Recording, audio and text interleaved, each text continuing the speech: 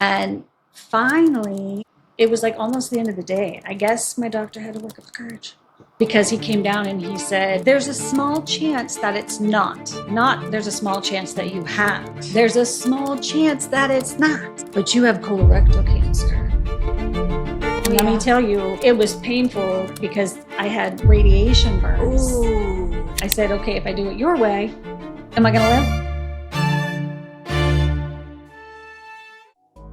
Welcome to Intrepid Storytelling, where the brave, the courageous, the dauntless, and the resolutely fearless share their journeys of hope, grit, and transformation. These are the voices of the valiant, those who dare to rise, to dream, and to tell their truth out loud. Because every story has the power to inspire, and yours just might change the world. I'm your host, Deanna Powell. Hi, I'm Deanna Powell. I'm with the Intrepid Storytelling podcast, and I have with me Sherilynn Hemphill, who, well, we all call you Sher. Yes, but please do. You are such a dear friend to me. You have watched my kids. I call you my tribe. You are my tribe too. Girl, I could not do life without you. Truly. You have watched my kids. They were itty bitty. Yes. It's saying something when you're on my pickup list. Yes, my pickup list from the school. I'm like, okay, well, I can't get there in time. Sher, can you pick them up from the school bus? So anyway, you've been there for me in ways that so many other people have not and then could not, right? And you've just always been there for me, and you've dropped everything for me, and I can't thank you enough. But I want to talk about your story today because it's so impactful. First of all, I put my sweater on because I noticed you're wearing your sweater. Yes. Your sweater looks so comfy, and I'm like, yeah, girl, I'm going to do that too. You know, it's that type of weather. Sweater weather. Sweater weather. It's sweater weather. It's sweater weather. We have our drinks. Yes, we do. You've got your water. I've got my coffee. Cheers. Cheers. Cheers to telling our stories. Yes. And so I'm going to ask you questions actually about your childhood right now, because we're going to start from the beginning, but I've never asked you about your childhood before. So a lot of this is going to be new information to me, which is going to feel very weird because I feel like we know each other so well already. Right. But yeah, so tell me about how you grew up, your childhood. Well, I don't really talk about my childhood very much. So this, you want me to go deep into my childhood? Or you want me to kind of keep it cute? Okay, this is what it's all about. Telling our stories and not being afraid to tell our stories. It's true. Because I feel like your life has meaning, and even the hard stuff you've been through will help somebody. And also when we tell our stories, it frees us of some of the things that we've kept inside for a long time. So as much as you're comfortable to share, I would love to just know everything about it. Everything about it. Yeah. Well, my mom had 6 kids. Wow. I was the baby. Wow. Yeah, I was the baby. I have 3 older brothers and 2 older sisters. Girl, I have 3. And that's enough. Chaos. 6 kids. Chaos. Wow. And you're the baby. And I'm the baby. I grew up hearing crazy stories about my brothers jumping out of 2-story windows to avoid a nap with babysitters. Like my brother shooting my sister in the neck with a BB gun and telling my mom they killed her, and like just crazy things like that. Like when my brothers, when I was a baby, like they literally, my poor mother, she had a suicide note on the mantle when she came home one day. And when she came home and found that, it was just like, we couldn't do this, and then it got to the point where it was like, we ate too much salsa or something like that. And don't worry, we took Sherry with us, So they were like fake suicide letters? Right. But at the end, it would be like a twist. Oh my God. We ate too much salsa and we're just downstairs, kind of a thing. Okay. So my mom was always had to be on guard with my brothers and sisters. I, however, was a complete angel, Let's just be clear on that. So it was very chaotic. My mom, she did the best she can. Like, as I look back, I'm like, she did the best she could with what she knew. And my father, I didn't really know him very well. And he had a brain aneurysm when I was 6 months old. So he was in a nursing home. Oh, wow. And then when he got out of the nursing home, he married someone else. And I never had that connection with him. Like all my other brothers and sisters knew him, but I was just a baby. So he wasn't really present in my life. Yeah. So it was just my mom and us kids, right? Yeah. And so it was a lot. And she just worked all the time. So that left us kind of just roaming about. Latchkey, roaming about, doing who knows what. I remember at night my brother's jumping off the house and doing crazy stuff. That is crazy. Yeah. So where in the world were you growing up? Was it here in Washington? It was in Vancouver, Washington. Oh, wow. Portland, Okay. Portland, Yeah. Vancouver area. Yeah. Okay. Down there. Nice. I think a couple of my brothers and my sister lived down there. You've lived in the Northwest your whole life? My whole life. Okay. My whole life. I didn't go far. I started off, like I said, in Vancouver, Washington until I grew older. I love it. Yeah. And you were outdoors a lot? Yeah, I was outdoors a lot. Yeah. I mean, my mom was the kind of mom that said, if get outside, I don't care. Get outside. Get outside. Yeah, Get outside. My mom did too. I know my Both brother my came parents. in one time like, I fell off the tree. And she's like, I Well, rubbed that some makes- dirt on it, and his arm's broken. She was one of those I moms. was climbing a tree. Yeah, that happens when you play outside all the time.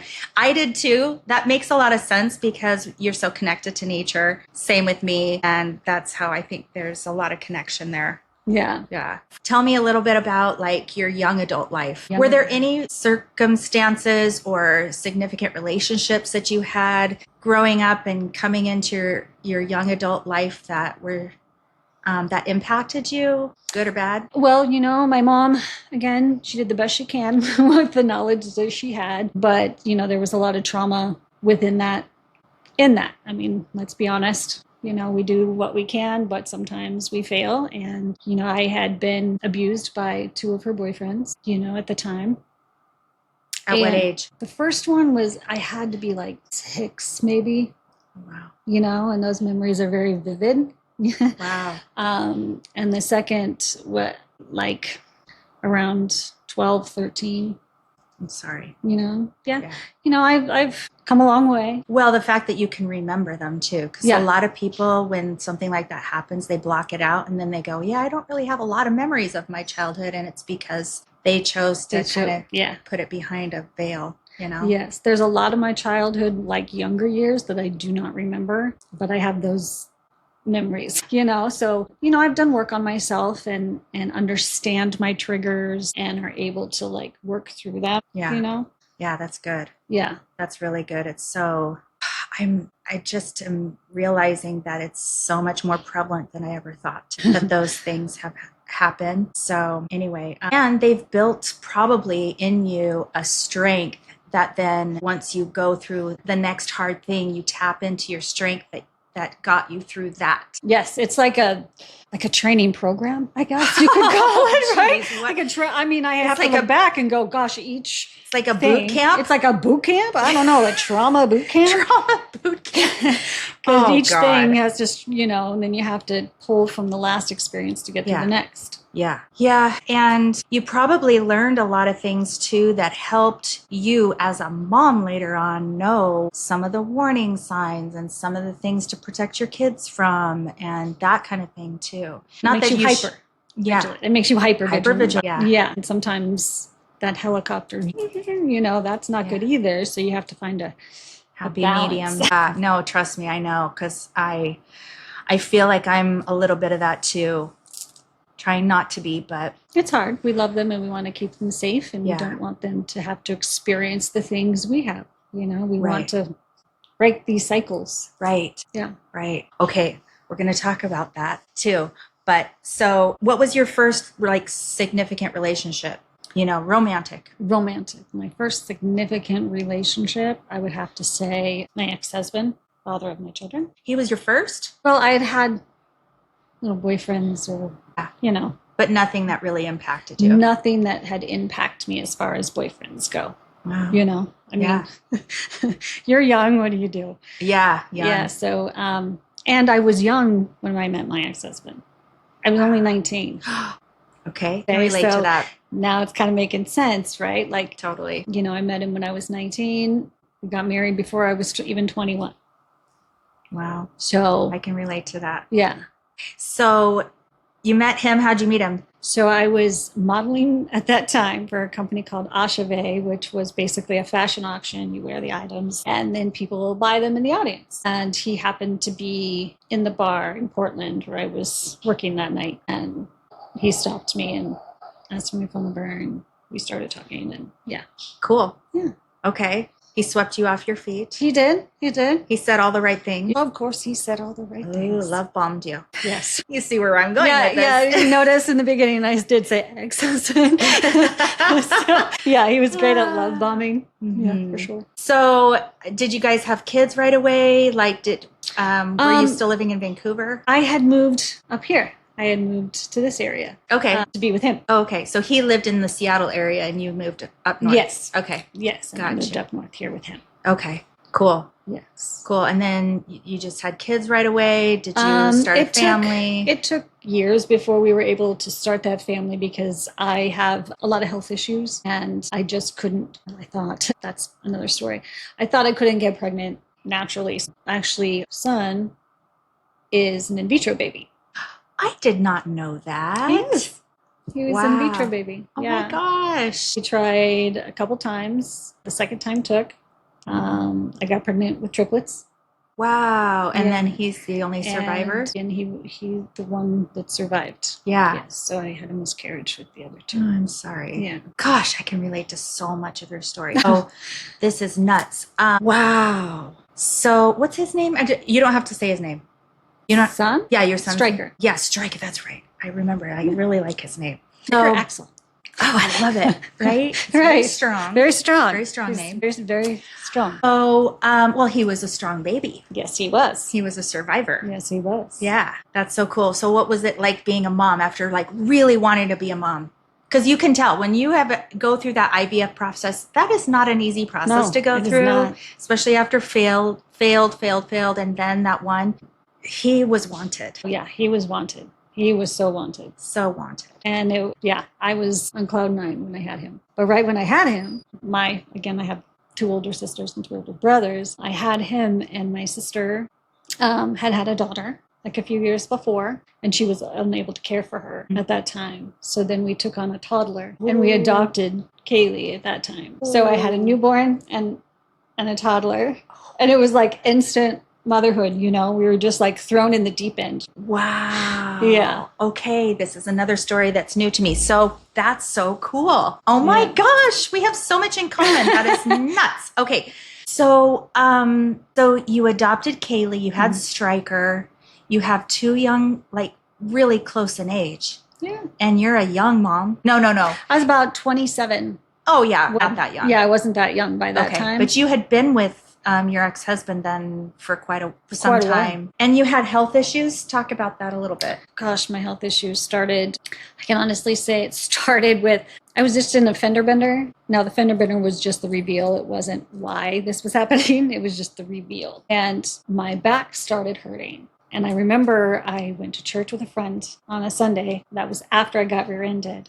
And I'm sitting in the seat, and I was just like, oh my gosh, like, my lower back started hurting, and I'm just like, oh my gosh, I didn't realize I got hit that hard, because that's where your mind goes. Right. And then by the end of church, like, she was having to help me to the car and get in, and then went home, laid down, like, it was just getting worse, the pain. Were you swelling at all? I don't know. It was Just a lot a of sharp pain. It was just so shooting. much pain, Pressure. like unbearable. And then my mother-in-law was at the house, and she had a doctor's appointment. And so my ex-husband was taking her, and I said, can I go with you? And so I went with them, and I'm sitting in the lobby, and they came out to get my mother-in-law, and the doctors knew us really well. So they know me. And literally he came out to get my mother-in-law, and he looked at me and he goes, what's wrong with her? Something's wrong. He knew it. He knew it immediately. And they said, okay, hold on, we're taking her back. And as they're, and they're like getting me on a table, and I'm like screaming. I mean, it was like so much pain. Well, it was like, no, I had to go to the hospital. They had to blast. They had to do all that. Well, it turns out my kidney was losing function. Wow. Yeah. It ended up that I had retroperitoneal fibrosis, which is this hard cement-like tissue that grows around your organs and that will kill them. Wow. Yeah. How common or rare is that? Because I think I've heard of it, but I'm not familiar. Yeah, you don't hear of it very often. I'm not sure how much it affects people, but I had never heard of it before it happened to me. Okay. And what is that, right? Yeah. So their first course of action was, let's take the ureter, take it out, like reroute it through my stomach and then back to the kidneys. Like they rerouted things to try to protect the ureter to help the kidney and to flush it out, or to just like feed it, like take it out of that tissue that was squeezing it and then reconnecting it to the kidney. So it would try to save the kidney. Well, it didn't work and they ended up having to remove my kidney. Yeah. And so, and that was, you were 27 at the time, or 28, something I was like around that? 27 at the time. Wow. And that was the reason why I couldn't have kids. Wow. Yeah.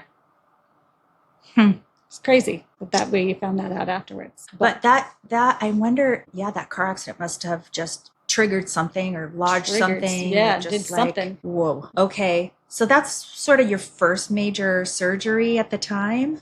Yeah, because they had, back that up a little bit. Right before that, they found a mass in my stomach.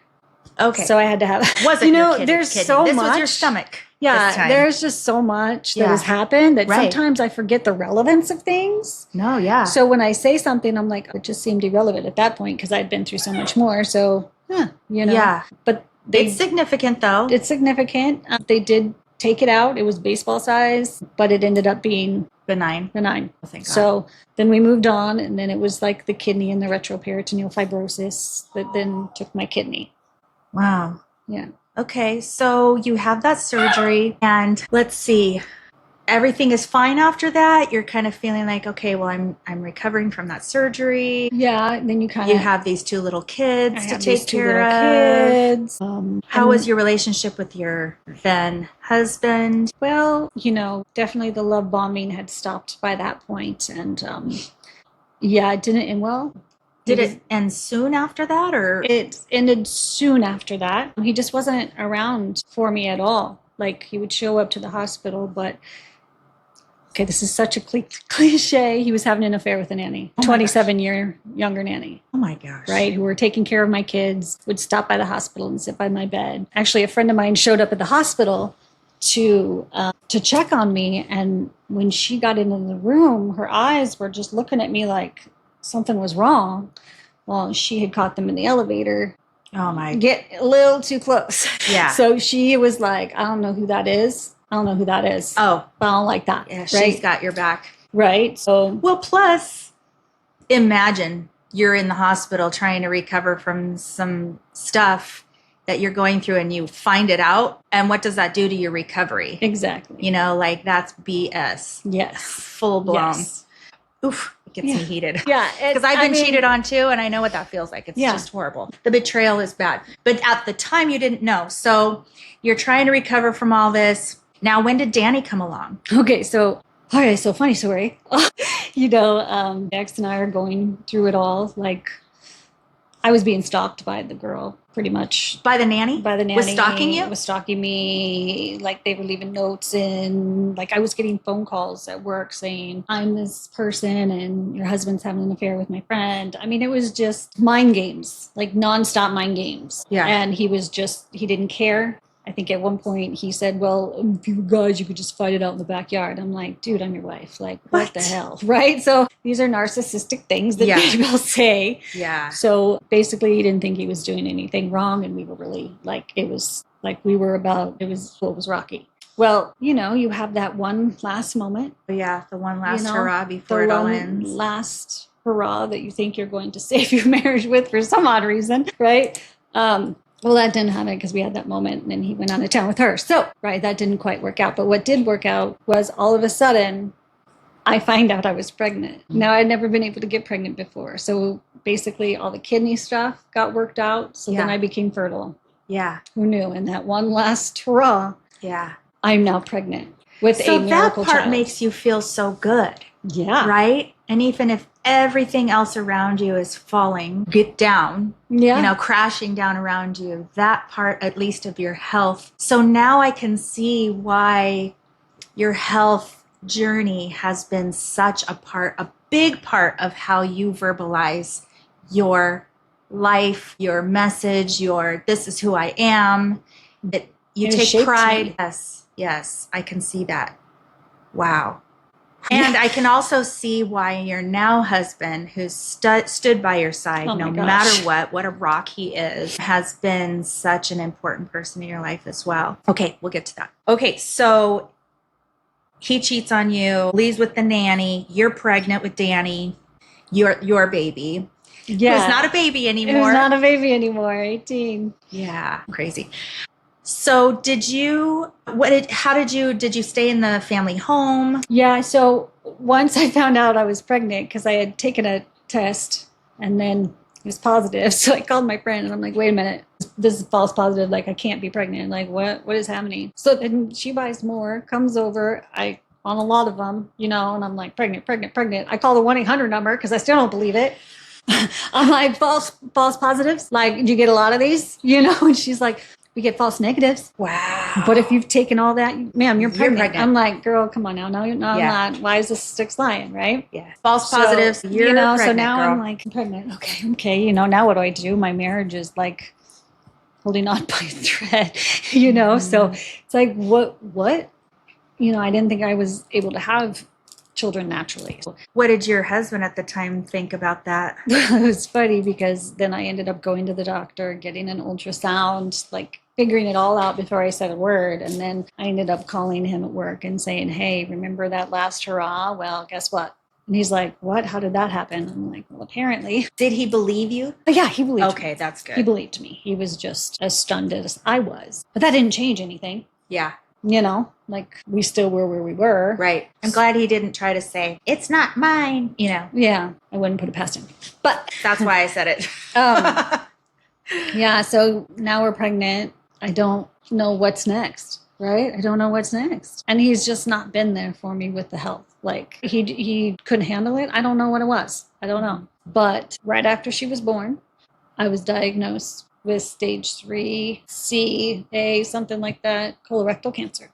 Right after she was born. It was like right after she was born. Like she was born, it was a couple months because I was having bleeding, and I'm like, oh, you had a baby, hemorrhoids. Yeah. Right? That's kind of normal. So I let her ride for a couple months. In the meantime, I was like so thin after just having a baby. So I finally went in and my doctor, when I told him, he's like, we're going to do a scope right here in the office. So he did a scope. He literally, I remember him turning on the lights and saying, I'm going to need you to go to the hospital right now because you need a colonoscopy.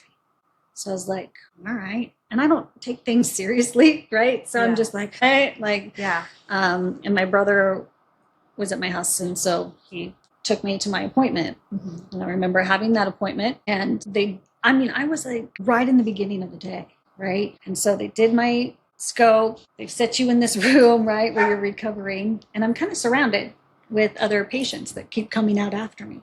The doctor would come out and talk to them. They would leave. Mm-hmm. And this kept happening all day. And me and my brother are just sitting there. And finally, it was like almost the end of the day. I guess my doctor had to work up the courage. Because he came down and he sat down and he said, okay, now there's a small chance that it's not there's a small chance that you have. There's a small chance that it's not. But you have colorectal cancer. Wow. We're going to test these, but are you showing all the signs? Wow. Yeah. So can we talk about that? What are all the signs? Bleeding. Like if you have any sort of blood when you poop. Go. Yeah. It's called poop's poop. We all poop, right? Yeah, So it is. It is poop's poop, right? If you're having a bowel movement and there's blood, like don't wait. Like I don't care if it's a hemorrhoid or not. Like it's early detection is the key. If I would have went in when I first noticed it, it may have not gotten so bad, and I wouldn't be in the position that I am today. Yeah. Yeah. Because a lot's gone on between now and then. Yeah. Oh. So that was one of the signs. Are there other signs? Loss of weight for sure. Okay. I mean, I know I had it when I was pregnant because when I was pregnant with my son, I gained some weight. I was like, I gained that pregnancy weight. But when I was pregnant with Danny, I didn't have, like, literally, if you looked at me from behind, you didn't think it was just all belly. Wow. So there was not a lot of weight there. Wow. Okay. So what's next? What happened? Well, I was immediately thrown into treatment. Now, keep in mind, my ex-husband, yeah, he had just like kind of pieced out and he was having an affair with the nanny and left me at home with 2 other small children. You're having to drive yourself to treatment? My mother had come down and she was driving me to treatment. Well, that's good. Because I couldn't drive myself. Yeah. And my mom and my brother took care of me because literally I was thrown into treatment. I remember being at the oncologist because that was the next step. Got to go to the oncologist. So I'm sitting at the oncologist and he's like, early next week, you got to get a port put in. And that's when it actually hit me, is when they said I have to have the port put in. I didn't know what the heck a port was. Yeah. I have one now again, but it's basically, it's where the chemo is going to go in. It's all of that. Thing. So I was immediately put in orders to get my port placed. And it didn't slow down after that. It was like they threw me into treatment so fast. I had to wear my chemo pack for a week. It was like, I was attached to me and the chemo would be constantly going in for a week. Oh, wow. Right. Okay. And I thought I was a rock star in my first set. Because it was going into me all week and I'm just like, I'm okay, I'm doing fine, right? Okay. We get back to the oncology department where they unhook me because it was like week on, week off, week on, week off. Okay. And I'm like, oh, I feel fine. I was at the doctor's feeling okay. And I remember my mom pulled into the driveway after that appointment and all of a sudden I went, I don't feel so good. Uh-oh. And we walked up to the front door. She's unlocked the door, and I immediately ran to the bathroom. And now I'm just vomiting and vomiting and vomiting and bawling my eyes out. I just remember just sitting on that bathroom floor because it hit you all at once. And I just got by because it was no joke. Yeah. And all my mom could do was sit on the bathroom floor and cry with me. Yeah. Because it was like, what do you do? And then that was just beginning. I lost 6 months. Because they had me on so much. I was on chemo and radiation at the same time. And I was on so much pain meds. Oh, wow. I was on fentanyl patches. I was on morphine. I was just like, wow. Yeah, there was just a lot. And so there were like 6 months that I just kind of was fading out. Mm-hmm. I don't know what was happening. Did you have to do all that at the hospital or were you at home? I was at home. Okay. I had just had the baby. I was at home. I had 2 other small children. Yeah. And thank God for the village. Yep. Mm-hmm. My mom and my brother ended up moving down from Yakima, moving in with me because my ex-husband had left me. Yeah. I'm dying. Yeah. Hi. Gonna need some help a little bit. So my mom and my brother moved in. And we're totally taking care of the kids. We had Girl Scout leaders taking care of the kids when it was just my neighbors, was my best friend. She was like right there in it all. So it was all like right there. Yeah. And so it was the village that held everything up. Wow. So how long was it then after they kind of gave you the green light? Because you did beat cancer that time. I did. So I went through all the treatment. Actually, it was on the front of the cover of the Monitor.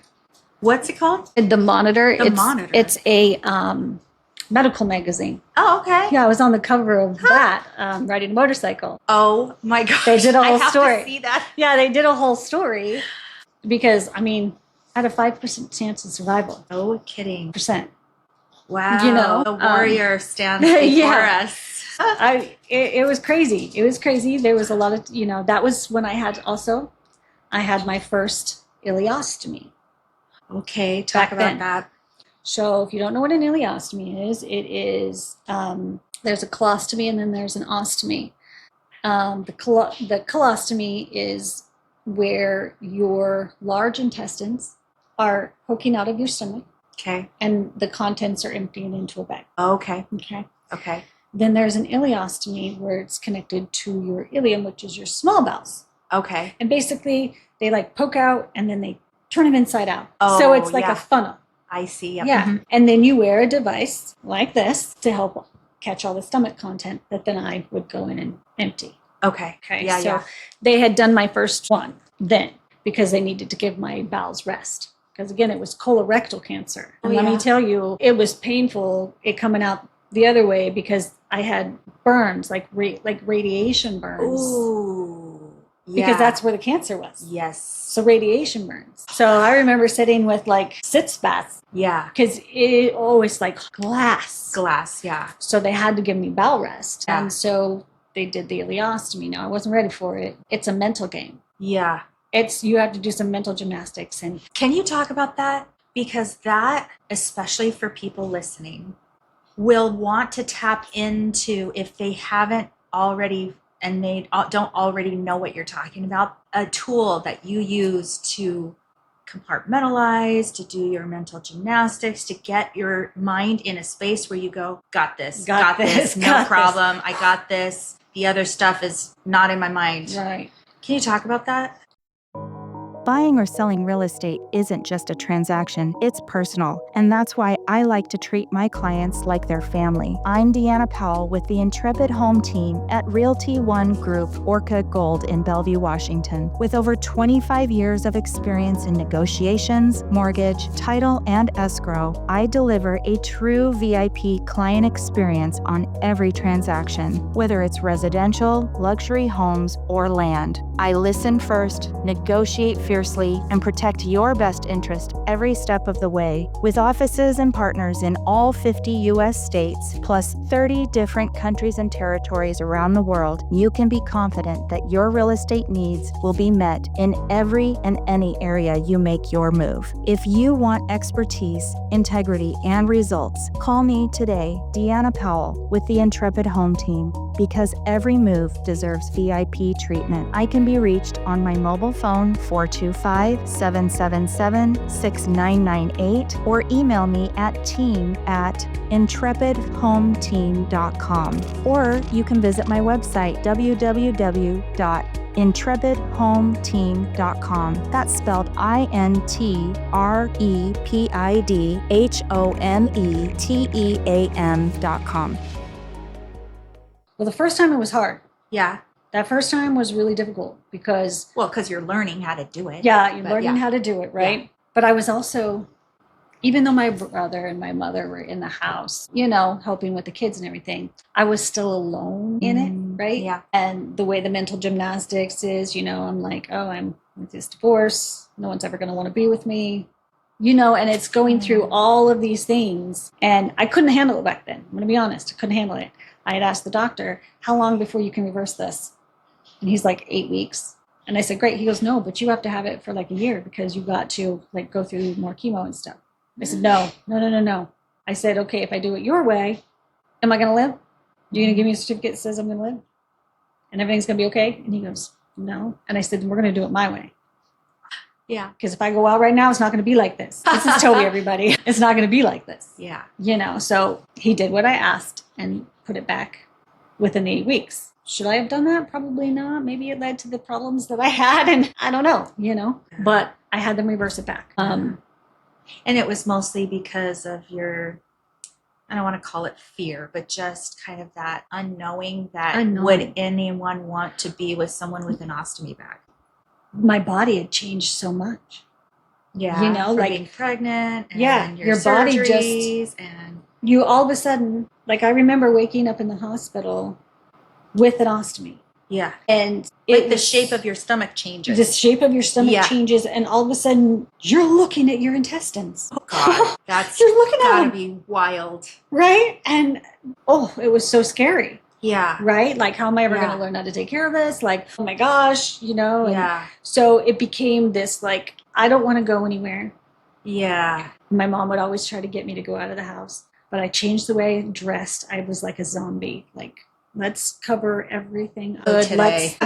No one will ever see this, kind of thing. And it made me feel like less of person. And again, my mind just wasn't ready for it, So I kind of reclused a little bit. But then we reversed it. He had it reversed. Okay. And, it was okay for a while. But ultimately, I was sick all the time. Yeah.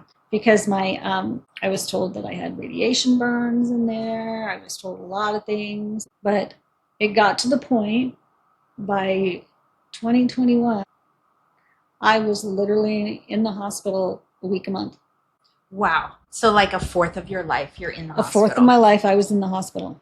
And I kept, they would say, okay, after this hospital, I'd be a week there. They'd be like, okay, we're back to baseline. Now I can get you, go see your doctor. They'd come up with a plan. The doctor I was seeing just wasn't listening. It's like you have the report from the hospital, But for some odd reason, he just wasn't listening. Like I could go out to eat and I'm throwing up because everything's so impacted. It's not that everything is sitting there. So basically I'm throwing up everything that should be coming out the other end. Yeah.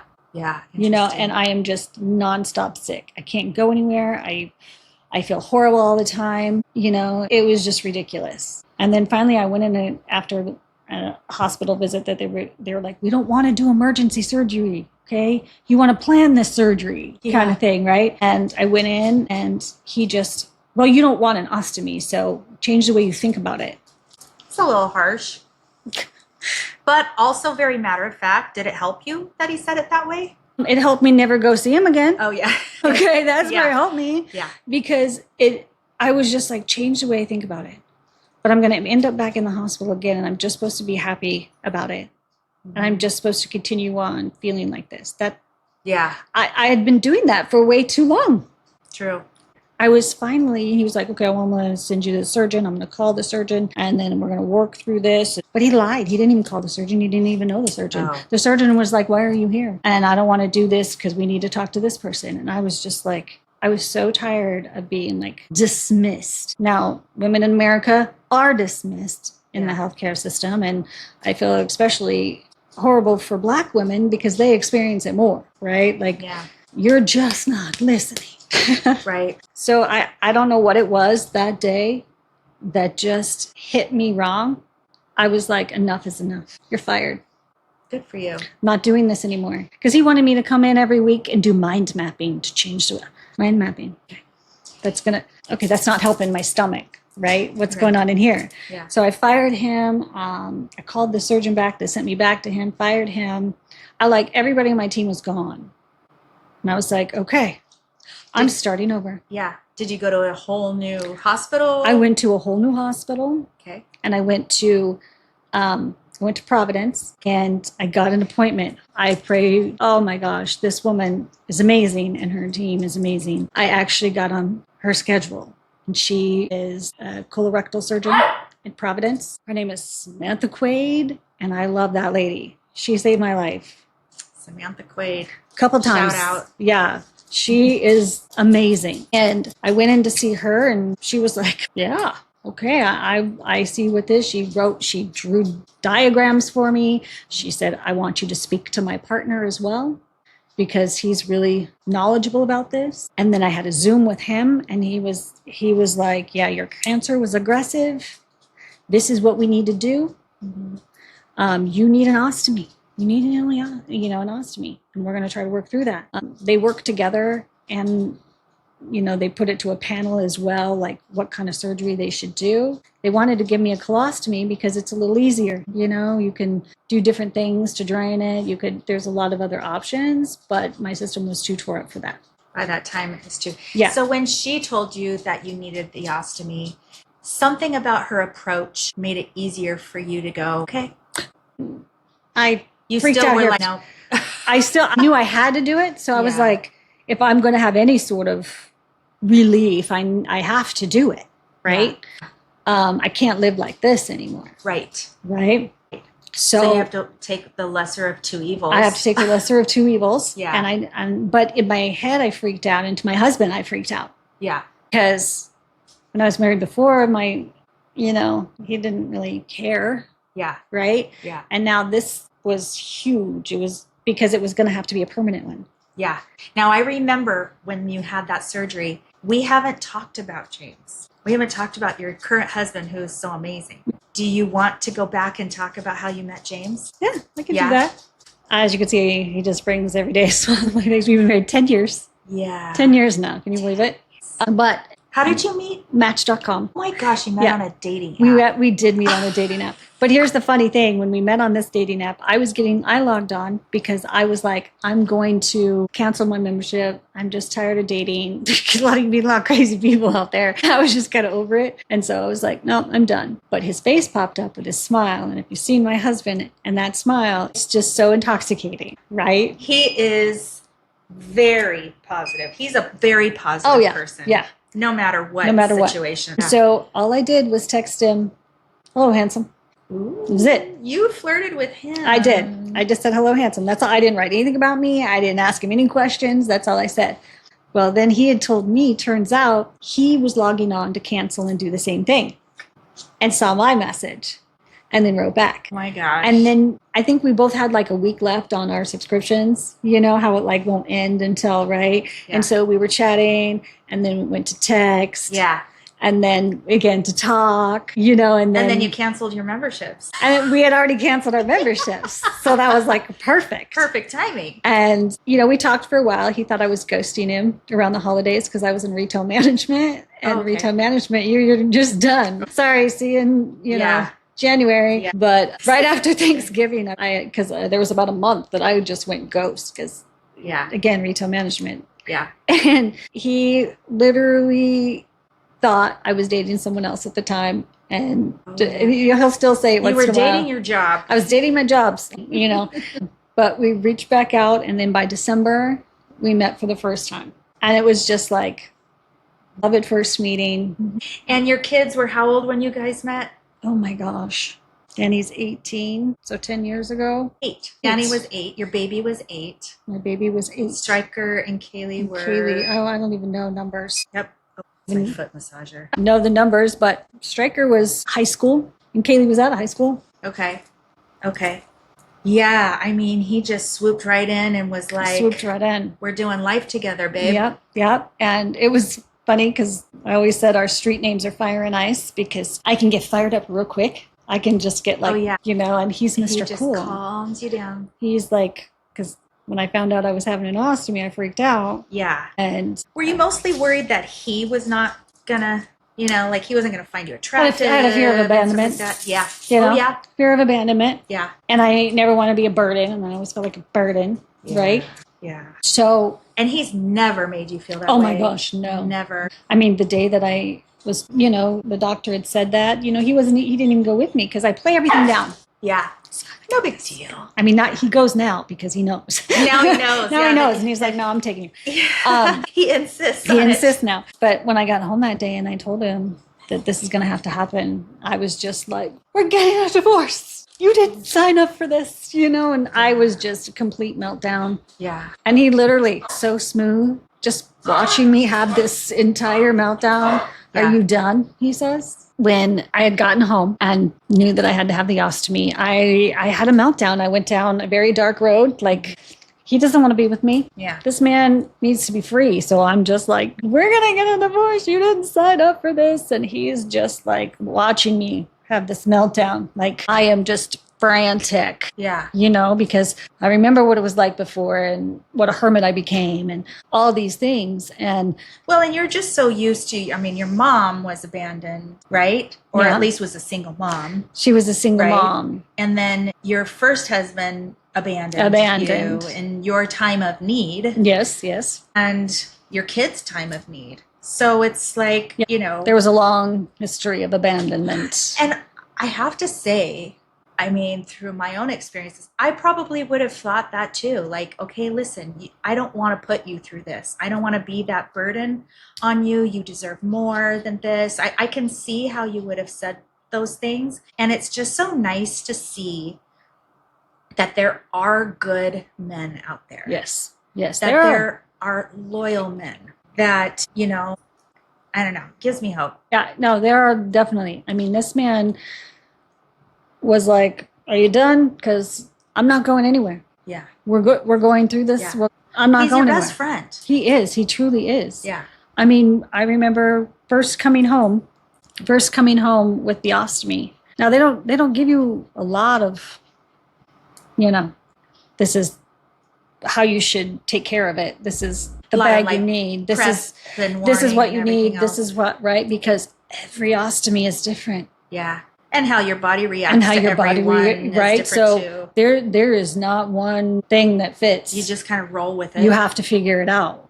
You know, Yeah. so And other people with ostomies are probably going to be like, yep, I can relate to that. You got to figure it out, what works for you. Yeah. I mean, I remember coming home from the hospital. I had to be in there for 2 weeks because he wasn't working right. His name was Fred. You named your ostomy. I think that's hilarious. Yes, I named him Fred. Brilliant. And so he had to learn to work. He wasn't really working. Then he finally started, and then I went home. Now, no one told me that I was going to have to figure it out. I still had home health care, right? So they would come out every so many days and help, right? But it was James is the one that helped me through all that, because I remember having my first leak, and you feel a lot of shame at first. Yeah. This is different. And I remember that first leak, and I was home and I'm upstairs, and he was in the bathroom with me, and I just started crying. Like I froze. I didn't know what to do. Yeah. Right. And he just said, "It's okay. I got this." He cleaned me up. He put the bag back on. Wow. He just it was no problem. I've had a leak at night.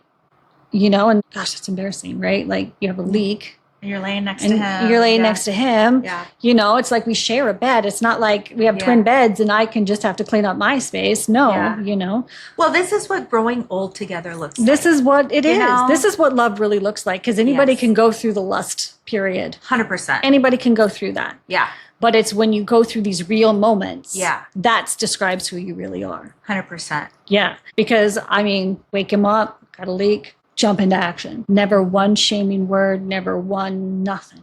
Wow. And he really helped me grow that confidence, and really has shown me that I'm lovable no matter what my body is going through. Because I've had a lot of body changes, a lot since we've been married. Yeah. And it's because he loves this. Yes, he loves what's in here. Yeah. And he makes me feel beautiful, even if I feel like I'm take my wig off, got my hair all crazy, looking wild. You think about him the same way, and I think that means a lot to him too. So you guys have a cool partnership. We do. So can you talk about how you started your TikTok? Yeah. What gave you the idea of starting a TikTok? Because at some point the shame went away and you started really going, I'm going to normalize this. There's no shame in talking about this. We're going to talk about this and that. We're going to show it off. We're going to, you know what I mean? Right. So I thought TikTok was a little kid thing. My daughter had a TikTok,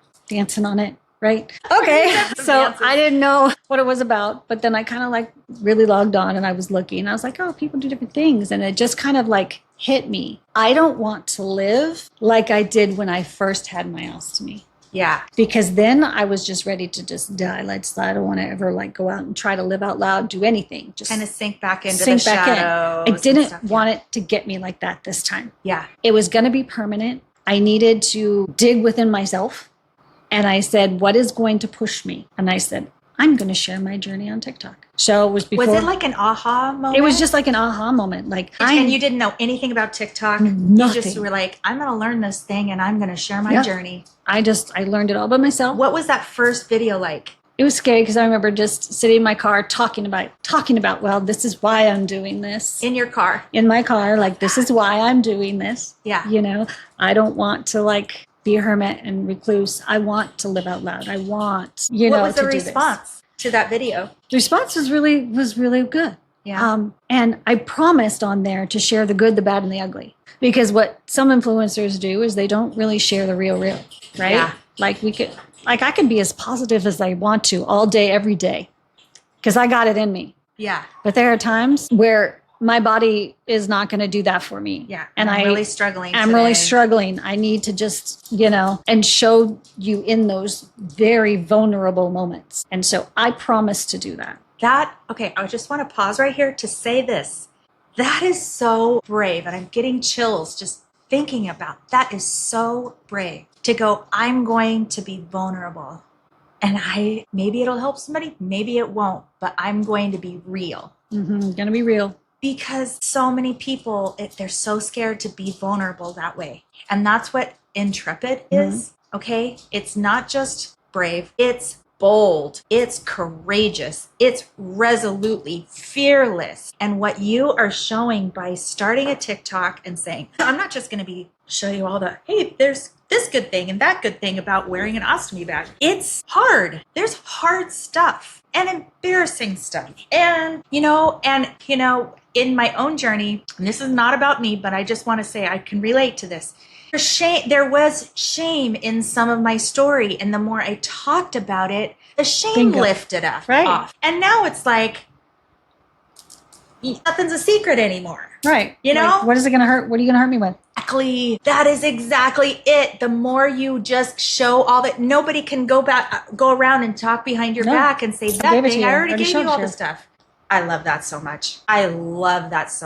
So, okay. How fast then did your TikTok start to grow? Because you're like at 35,000 followers. I'm like almost 30,000. No, almost. You're over 30. I checked it. I think I checked it the other day. Oh, well, you're like 33 or something? No, I thought I was like right before like the 20s. Well, we're going to change that. Almost to 30,000. Well, we're going to change that because hopefully by the shares and stuff from your story today, I really want you to be able to grow that. And then we'll talk about that later. But so talk about like the steps of doing a video and how often are you doing videos, and did any of them go viral? None of them really went viral, but a lot of great things happened. Okay. Because when I started this journey to be vulnerable, I didn't realize I was going to help so many other people. And in return, I was being healed. Yes. It's just like this domino effect. Yes, I love it so much. And sometimes, I encourage everybody with a TikTok to go and look at the beginning of your journey, because you could see how far you have grown. And I have grown so much from that to where I am now. And some of it was rough, because I do share like the gruesome part, right? Like, and I make a lot of jokes about it too. Yeah. Because a lot of funny, weird things happen. Like I could take a pill, and if it's like a time release, well, my ileum doesn't break that down, so it just pops out. Yeah. Sometimes they get stuck. I change it, and they fly out of me, right? So I'm the pill flies out of you? The pill like one day it just flew and hit the mirror, and I felt like I could be used as a weapon, So there's a lot. It's not a bullet. It's not a bullet, but I could be used as a weapon because things just fly out sometimes. I, shared that humor, and I just show the bag. I have shown myself the first time I changed the bag. When the first time I changed the bag from the camera, it was hard, right? But then it just kept getting easier and easier. Like in the beginning, I had a few because you do have those trolls or whatever that they hate themselves, so they want to try to make you hate yourself, where they would be like, put that away. It actually has the opposite effect, in my opinion. It has the opposite effect. Yeah. It's because go ahead, trolls. Yeah, because I thought that would kill me, right? Right. I was feared that the most, but then when it happened, I was just kind of like, yeah. Like, you can't do anything else to me that I've already not been through and thought myself. I'm going to name drop really fast. There is a podcast which I love. It's called the I've Had It podcast. And they actually read the troll messages on their podcast and laugh about it. It's like, oh, you know what? You're right. I am a bitch. I love that so much. I think trolls, again, they have no effect. They have no effect. When you know what you're doing is, 1, the right thing to do, 2, helping people, and 3, helping yourself. Like, nobody can tell you that what you're doing is wrong when you know it's helping I'm living yourself. and it's my lived experience. Hello. Exactly. Yeah. Exactly. So it really ended up healing me along the way. Yeah. Because it wasn't all easy, and I was still sick, still going through things, even with my ostomy. Had a good 4.5-year run with Fred. Yeah. And then my skin started breaking down. He retracted. Yeah. But I shared it all. Yes. And what I found through this is people have reached out. I was ready to give up. I saw your video. You're inspiring me. And that really gave me the motivation to keep going. Yeah. Yeah. Well, because the community has rallied around you, but also come to, it's kind of like being a mom a little bit, because you go, oh, my kids need me. I'm not giving up. Not giving up. I'm not going to let this one take me down. Even though this last surgery, I thought I wasn't going to make it through that one. And I really haven't talked about that much because it was so trauma for me. This last surgery was trauma. This is very recent. You're still coming out of that fog. Do you want to talk about it? Yeah. I think I'm ready to talk about it. Okay. I think you are too. I'm ready to talk about it. Listen, I love you so much. You too. So much. I love you too. And I know how hard that was. It was really hard. It was like just thinking about what I went through is hard. It's hard. So how far down did it kind of take you, and how helpless did it make you feel, and how did you get out of that? So initially I was just going to have a revision of Fred because he'd kind of like went inside. It kept coming out the wafer, my skin irritated. So my surgeon, again, love her. She was just going to try to make him pop out a little bit more, cut him a little more room, give him some more room. So we did that. That was July 7th. Right. Went in for surgery, stayed in a day, went home. By the time I got home, when I was home for 24 hours, got really, really sick. All of a sudden, I started on my side. I had a like giant bruise and it was so painful. I'm like, what is this? I'm constantly like, whoa. It was just bleeding internally. Yeah. Whoa. So they ended up telling me to come back to the hospital where I was admitted. And then I just remember the doctor coming in and she had finished a whole day already. Yeah. Of surgeries. Yeah. And now it's like 6:00 at night. Mm-hmm. And I just remember a whole bed of people surrounding me. Wow. And she was like, yeah, the stomach contents were going underneath. Oh my gosh. And that's how it was emptying. So she was like, emergency surgery. Like right now. Right now. And I just remember being like, this one nurse was just like, nope, look at me. It's okay, we got this, right? Mm-hmm. And the staff was really great with me as well. And they wheeled me into surgery. And she didn't close me up that night until 4 a.m. Wow. She said that she had because all I have is left is small intestine. She had on the table measuring it. Like she was like, I think I gave her so PTSD. Yeah. Because she was like, I don't have anything left. This has to be perfect. Yeah. So she got it. I mean, that was the last surgery I can pretty much have now to fix that. So we just don't take any chances. So she finally was able at 4:00 in the morning to close me up. And what day was that you came home? Because I know that you were there in recovery for a little while. You came home, but you were really weak. Oh, yeah. Well, I ended up staying in there for 18 days. Okay. Yeah. Because I was, I was kept really texting. sick. You're like, yeah, I'm still in the hospital. I'm in the hospital, right? Yeah. So I was in there for a really long time. I was like a resident. Yeah. Like when all the nurses get to know you, everything. Yeah. And I had, at that point, a wound vac. I had a wound vac. It is not pleasant. A wound vac? A wound vac. Oh my God. So when they close up your ostomy, right, because what had happened was she had to completely discard Fred, right? Like she had to open me all the way back up. And now there's only enough to go through the other side because an ileostomy is normally on your right side, but mine now is on my left side because that's the only space that we had left to put it.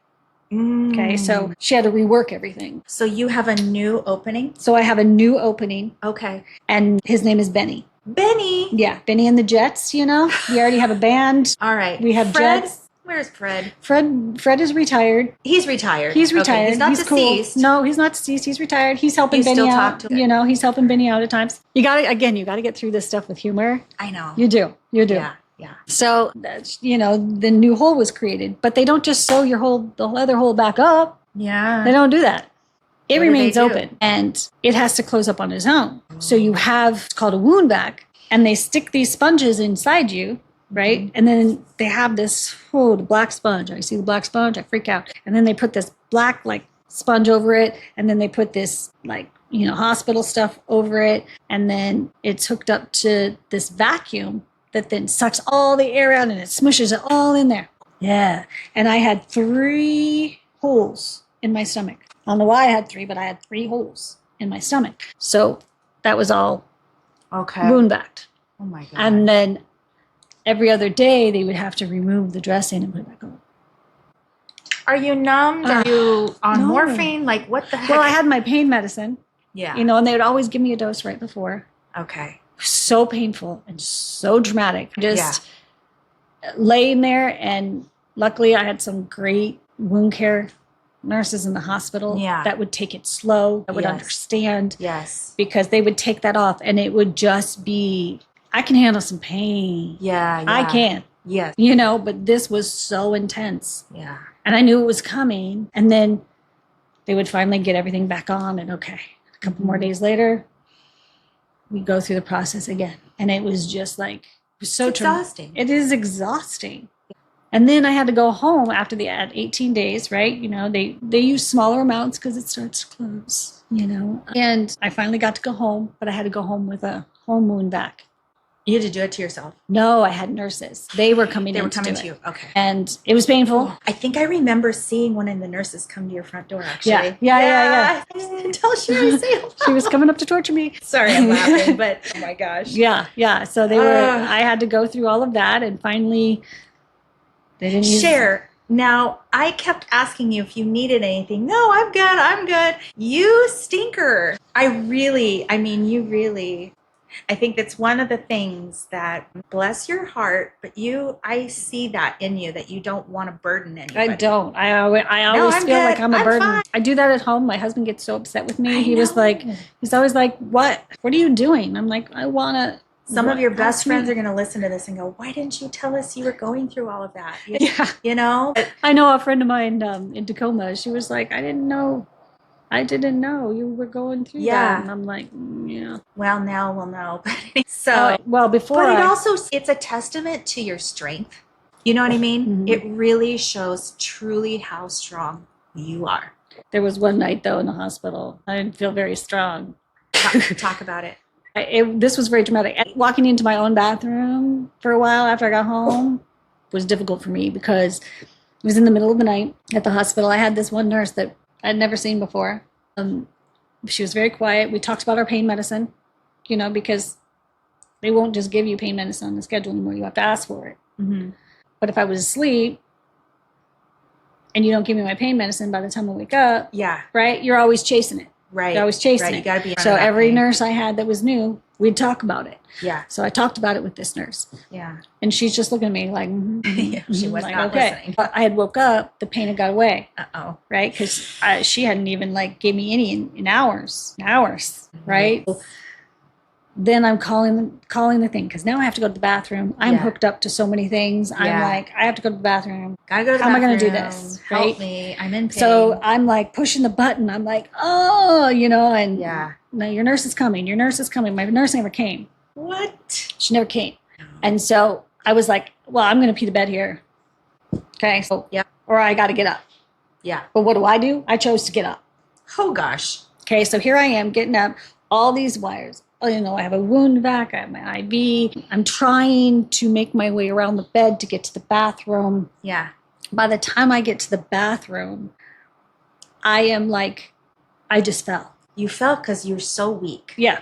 Yes. I just literally, I remember going stiff and just.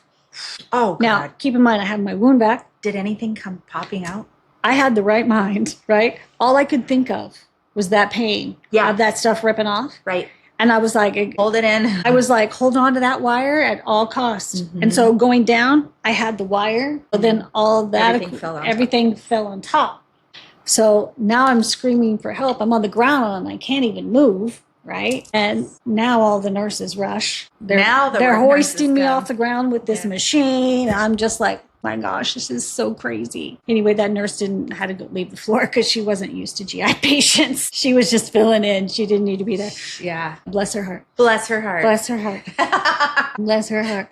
But that fall was scared the crap out of me. Yeah. You know, so that was traumatic in there. So then every time I walked into my bathroom at home when I was trying to heal, I would have that vision and be scared I was going to fall. It's crazy. Yeah. Well, okay. You're kind of feeling like, where are my people? Where's my support team? Where am I abandoned again? That kind of feeling. Yeah, and it was panic. Yeah, it was a panic. Yeah. Is this a zombie apocalypse happening? Yes. Is a zombie apocalypse happening right now? Is that why there's no nurses around? Literally, these are the things that are going through my head. Okay, this is it. I got to have to fend for myself. You know? Yeah. And you just got out of that bed, girl, and just did it on your own, thinking, I can do this. I can do anything. No, I couldn't. You can't do anything. Okay, so, and I know that you were feeling all right, when you got home and you were I really am not feeling good. Mentally, physically, I know that was something that you really worked out of that feeling too, which shows, again, so much strength. It was this time, because, I bounce back quick. You do. Right? Well, not this time. Yeah. I used to be able to bounce back quick. Yeah. Okay, I'm 54. I'm not getting any younger. My body is already revolting against me. So I got to think about those things now. Yeah. So I just lost my train of thought. Well, you were mentally in a headspace of what? And then how did you get out of that? So I was just in the mind space that this was just too hard. It was just too hard. And I kept thinking, I can't do this anymore. I just went down that rabbit hole. I can't do this anymore. Everything was hard. And I lived in that space for a while. I really, really did. But again, it goes back to the doctors listening to you, which I still felt horrible because now Benny, my ostomy, is in a high output ostomy. Okay. Which means very high active. Mm-hmm. With an ostomy, you can become dehydrated real quick. Yeah. Because it needs all the moisture in your system to work. Yeah. So you have to drink. But having a high That's why output you have a ostomy, timer on your water. That's why I have a timer on this. This will Yeah. light up and say drink, and then it gives me a percentage. That's so cool. I've never seen that before, but I gotta say, not just for other people with ostomies that need to be reminded to drink, but even like people who compete in fitness competitions and like, how am I going to get all this water intake? It sets a little alarm. It'll send a message to my phone. And then if I ignore that, it What is starts it called? blinking. Water It's called H? Water H. A water. I can't cheat because you know how mentally you're like, if I just pour some water out, it's going to say I drank the right amount. Charging port. Yeah. That's hilarious. But no, it you have to drink from here before it records. Like right now, I'm at 54%. Oh, you can't cheat and go. Can't pour it out. You can't pour it out. Don't cheat. Don't cheat. I love that. Yeah. So many of us, even just people who don't even compete. I was thinking of competing because I remember having to drink so much water when I was competing in fitness competitions. And I'm like, how am I going to drink all that water if I don't remember? I remember that my trainer would say, every time you have to pee because you've drank so much, every time you pee, drink more. Drink more. Pee, drink, pee, drink, pee, drink. And that's how I was able to drink all that water. But just a normal everyday Joe, we forget to drink water. And I was never a forget good to water take drinker. deep breaths. We forget to sit in the present Mhm. and appreciate where we are. We forget to do just like the really mundane things that we need to do to just survive it. Take deep breaths, drink some water, appreciate the moment. Mm-hmm. You know, If like you're we need to dehydrated, be you reminded. don't feel I need good. to have a little alarm. Yeah, like I don't feel good. I will go down very quickly. Yeah. So I had to Yeah. have my port put back in, and now I go in for weekly infusions. Wow. Right? How often? Weekly? Weekly. Okay. And that gives me the boost I need for the week. And you get to see your support team. And I get to And see your- the support team. Yeah. And yeah, I really like fought my way out of that, but it does take like Danny, right? Like I Yeah. know she may be 18, but she still need her mama, you know? Yep. My husband, he's worked so hard for us. I'm considered disabled now. I don't work. So, he's like out there doing all he can, for us and killing it. And that was killing me for a while because I was like, he's working so hard. That's where you begin to feel like a burden and all that. That's where you begin to feel all those things. But Well, he I reassures think- me all the time. You know what? He's such a good guy. I think he also likes being needed. He does. He does. And he takes pride in taking care of you. Oh yeah, if I'm eating, because he loves to cook and he loves to try to feed me food. Like like if I'm eating, he's happy. So he's always trying to care for me in Yeah. ways that I would never care for myself. Yeah. You never have to feel alone. Nope, I do not. So he really helped me. Like it was last week, because I'm still trying to find. I'm still have my good days and bad days. Yeah. But he calls me out on it, Mhm. right? And that's what I need Mhm. because he's like, I don't like what I'm seeing on your face. You looking defeated, Mm-hmm. and then I have to like look inside myself and go, what am I doing? What am I telling myself? I need to course correct, Yeah. right? But here's the thing. This is an old saying. I've gotten through 100% of everything that I've gone through. 100%. Yeah. Those are good odds. And this world has been trying to kill me for so long. I'm still here, Yeah. right? And so I just feel like if I have to go through all of this to help the next person, like on TikTok, that sees that journey that I just went through Mm-hmm. and go, I can get through that too, Yeah. right? Yeah. That's like just hold your hand out for someone behind you and help them up. I feel Yes. like that's That's what I'm contributing, because I've always been, what is my purpose? What is my purpose? Yes. Right? That's like haunted me forever. Like, I have to have a purpose here on this planet, right? Yes. This floating rock. Your life is your purpose. And you've taken the hard thing in your life and you've turned it into your power. Your superpower. You want to see? Because, I sure do. So Is this a new one? I don't know if you've seen it. Ooh. Well, I've always thought to turn my pain into power, right? And to own it. If you own what's going on with you, like you said, who can hurt you?